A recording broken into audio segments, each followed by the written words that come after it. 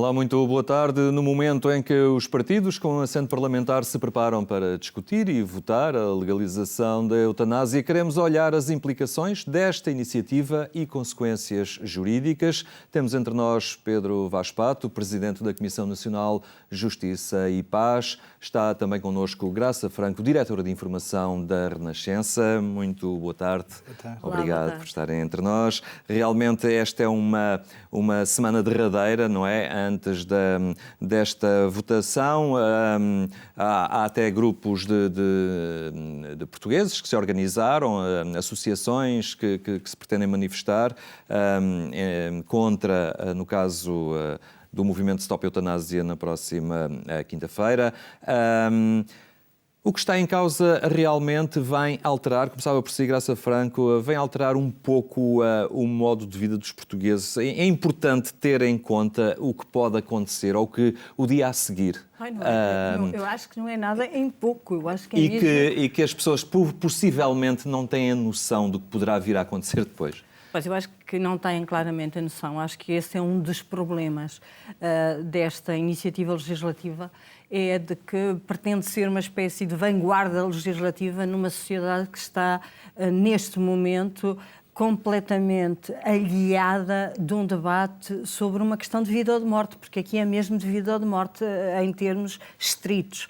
Ou seja, o que se vai passar com esta iniciativa legislativa é um sinal à sociedade que, do meu ponto de vista, não faz sentido a vários títulos e, pior do que isso, é perverso, ou seja, é um sinal que vai reduzir a visão da vida a uma visão puramente utilitarista, portanto, ou seja, enquanto a vida é útil, confere-se-lhe uma dignidade especial e depois, nos últimos tempos, deixa-se em aberto uma solução que é uma não solução, ou seja, para casos de sofrimento, e nós sabemos que esses casos de sofrimento vêm desde uma extrema solidão, um abandono pela própria sociedade, que assim se demite de criar todas as condições para que as pessoas não sintam esse sofrimento. A minha experiência de debate desta questão na Bélgica, em 2003, quando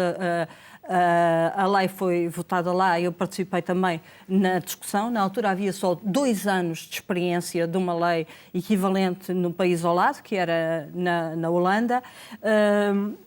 Colocou-se sobre a mesa exatamente esta questão de que sinal dar a uma sociedade. A sociedade belga era já uma sociedade em que esta questão se levantava, ao contrário daquilo que se passa em Portugal, em que esta não é uma questão que esteja a mobilizar os portugueses. Vamos ver se no dia 24 vai estar muita gente atrás ou não do Stop Eutanásia. É uma situação algo forçada. É forçado, é absolutamente forçado, mas pior do que isso, eu acredito que, tal como na Bélgica, vai existir o mesmo fenómeno, ou seja, há um pretenso direito concedido às pessoas de colocarem a sua vida no seu final, ou seja, marcarem o dia e a hora em que querem morrer com assistência médica. A partir daí, as pessoas vão colocar-se também, se eu tenho este direito suposto, então será que eu não tenho o dever? Ou seja, o dever de aliviar os meus próximos, porque no fundo estou a ser um peso, o dever de não fazer com que o dinheiro dos contribuintes seja gasto no meu tratamento, o dever de não gastar a herança e deixar à família mais 3 ou 4 cobres. É uma série de questões que importa pensar nelas, até particularmente agora, antes das medidas estarem tomadas. Pedro Vaz Pato é Presidente da Comissão Nacional de Justiça e Paz, mas é também alguém que conhece as leis e quando falamos deste quadro legal, falamos de plena consciência da pessoa, de vontade consciente, enfim. O que é que isto implica também em termos de quadro legal? Há mudanças a fazer também, não é? E há certamente consequências a nível de um enquadramento jurídico de tudo isto.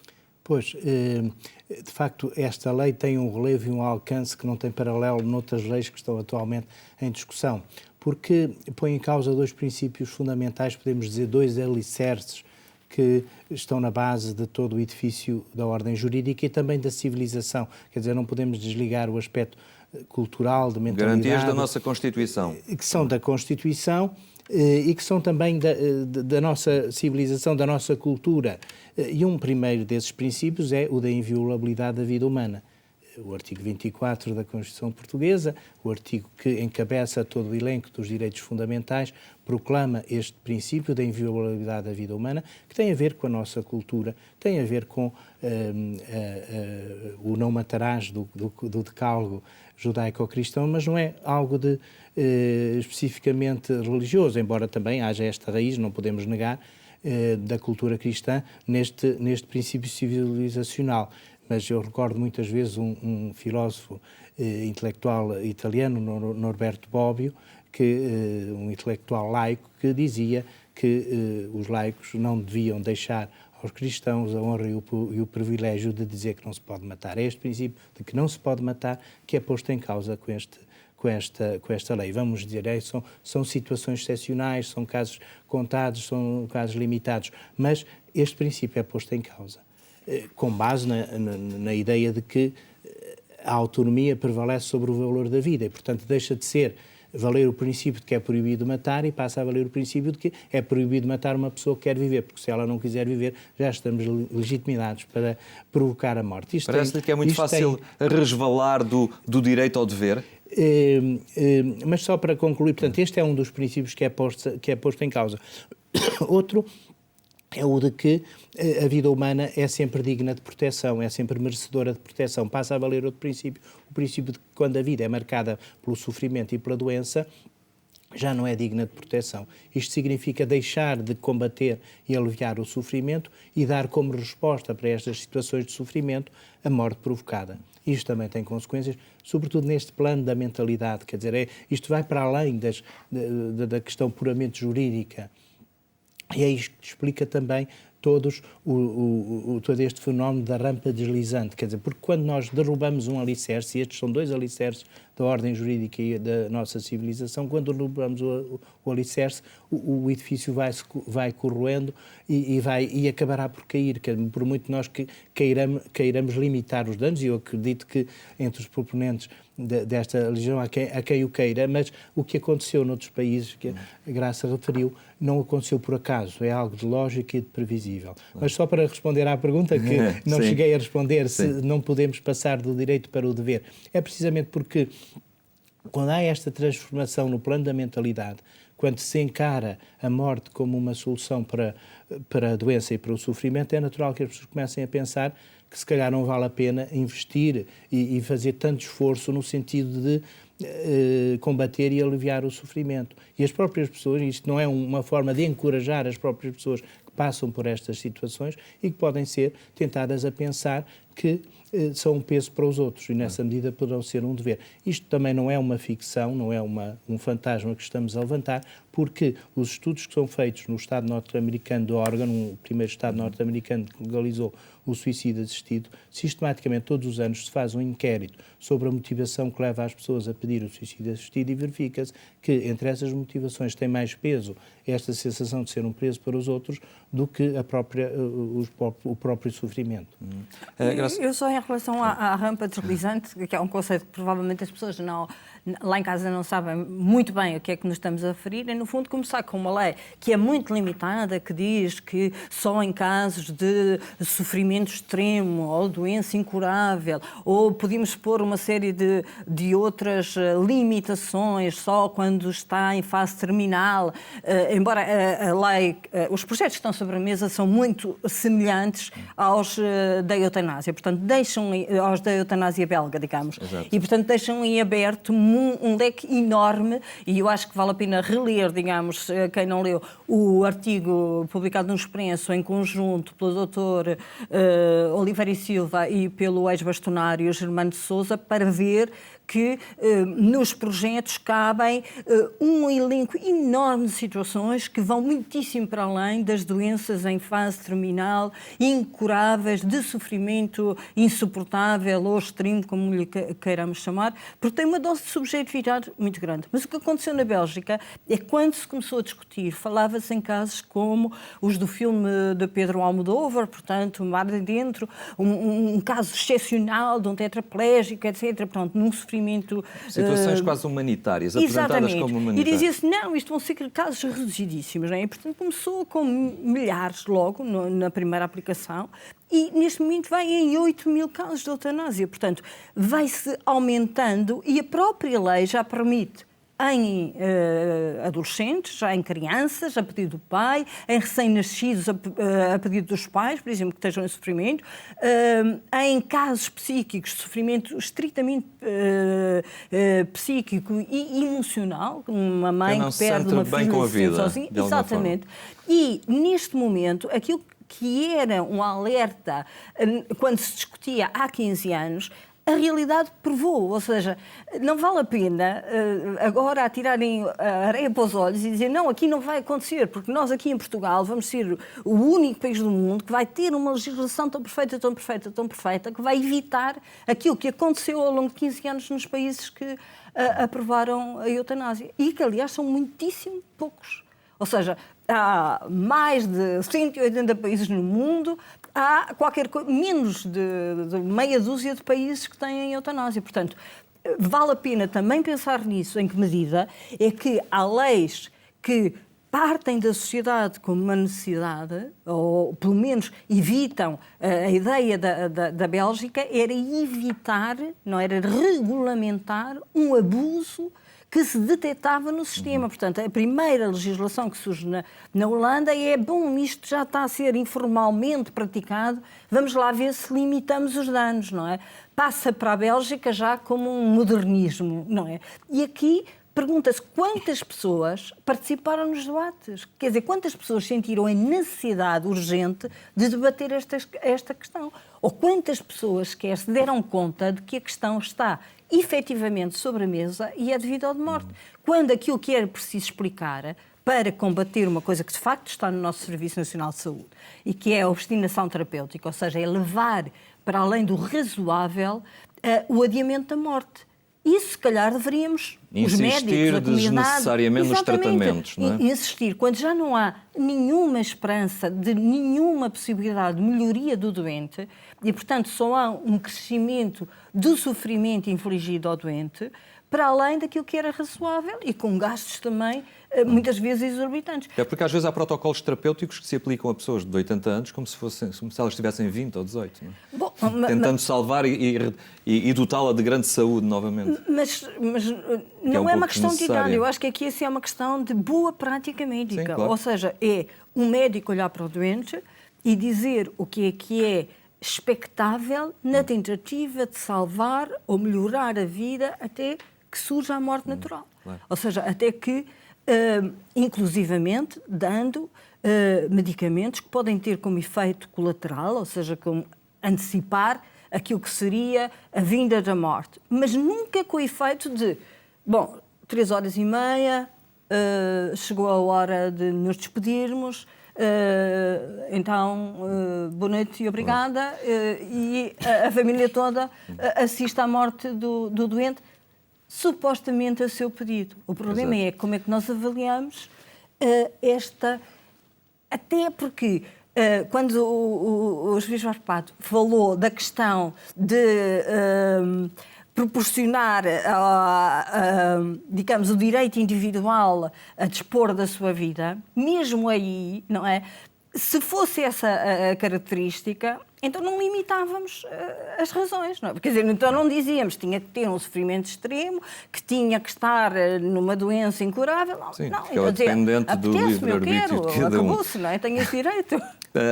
Pedro Gaspato, nós temos uma realidade também no nosso país, uma característica que é muitas vezes o abandono dos idosos nos hospitais. Chegam as épocas festivas, até em alta, os familiares nos vêm buscar. Temos uma população com poucos recursos económicos, porque ganhamos pouco. Na generalidade, os portugueses não são muito remunerados em comparação com o que se passa na Europa. Portanto, um quadro de aprovação da eutanásia, há aqui uma série de fatores que não levam a prever nada de bom.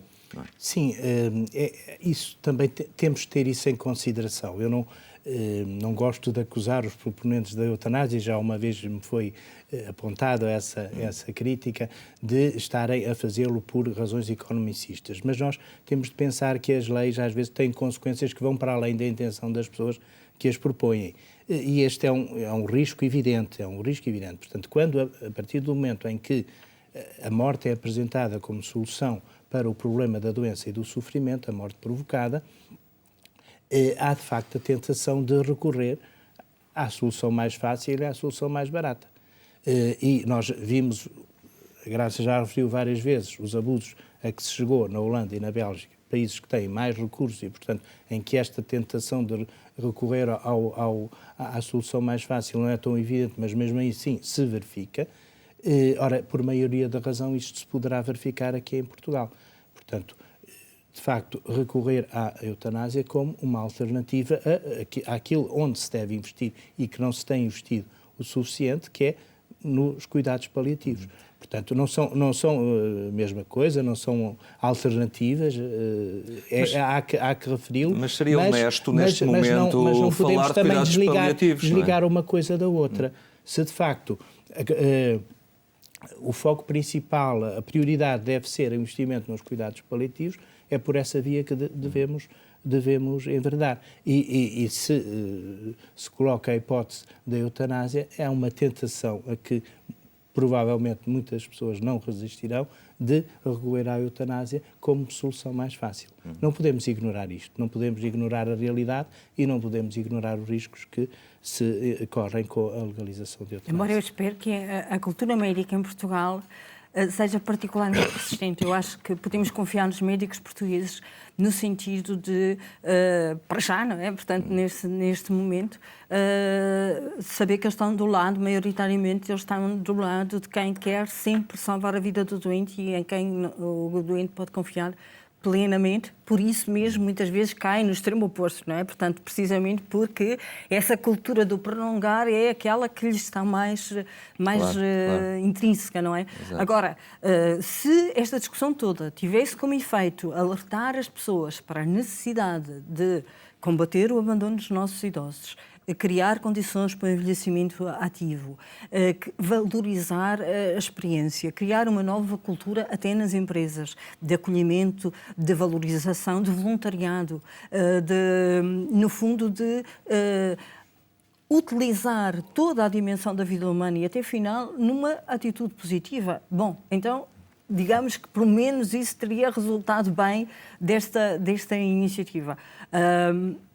O que me parece também extremamente ilegítimo neste momento é o facto de, numa legislatura em que é lançado estes debates, mas em que ninguém concorreu, digamos, com isto no seu programa, tomar-se uma decisão para a qual a sociedade não manifesta, evidentemente, um esclarecimento adequado. E, portanto, eu penso que, no mínimo, seria expectável que, numa próxima legislatura, quem propõe a eutanásia incluísse isso nos respectivos programas, levasse ao debate em período eleitoral e, enfim, a lei seguiria seguramente o seu caminho. Mas, enfim, quer dizer, há legitimidade democrática, não estou a dizer que não há legitimidade democrática para as pessoas que estão eleitas decidirem as leis que nos regem, mas numa questão como esta, eu penso que é um bocadinho lamentável que seja trazida e, sobretudo, trazida com esta pressa. Ou seja, trazida com discussão, debate, propostas e já agora a votação final até antes do verão. Não é? Pedro Vaz Pato, recorda as novas gerações, quem venha a nascer ou crescer, a estruturar-se como um adulto numa sociedade que permite a eutanásia ou colocar um fim à vida de forma muito instrumentalizada em função de diversas coisas. Há aqui uma perda civilizacional grande, não é? Há um empobrecimento muito grande daquilo que é a dimensão do outro. É que isto que temos referido, portanto, este edifício de civilizacional que é posto em causa com esta legislação, quando do início tinha referido que temos de pensar no dia seguinte, não é só no dia seguinte, é nas gerações seguintes, claro. É nos anos seguintes, porque, de facto, esta transformação que nós vemos e que temos já a prova nestes países que legalizaram a eutanásia é algo que se vai evoluindo progressivamente.